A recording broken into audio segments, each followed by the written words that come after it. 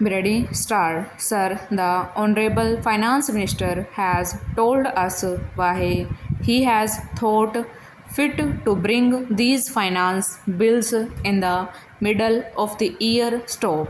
The plan contemplated a tax of about rupees 400 crores, and now that the finance minister does not want to take recourse to deficit financing, naturally the tax has got to be increased, and it now comes to about rupees 1300 crores store.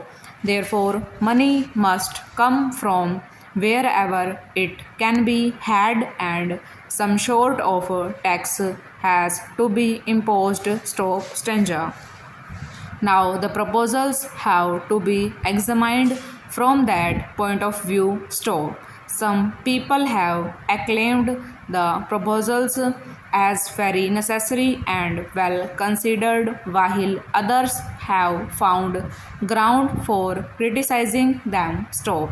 Whatever may be the taxation measures, if they are applied properly and with sympathy, even measures which are not liked can be made to be appreciated and less objected to. Stop.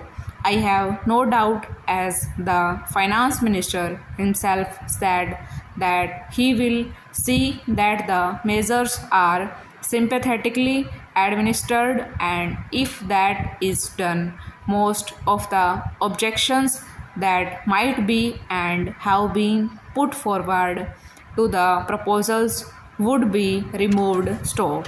As you may remember, when the 5 year plan was discussed in this house and in the other house, some of the members felt that perhaps a very optimistic view might have been taken of the recourse that may be available for carrying out the 5 year plan. Stop.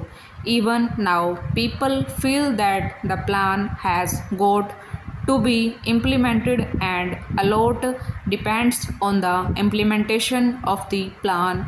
But the question is, how we taken note correctly of the resources that are available, and have we not overestimated and taken rather an optimistic view? Question mark.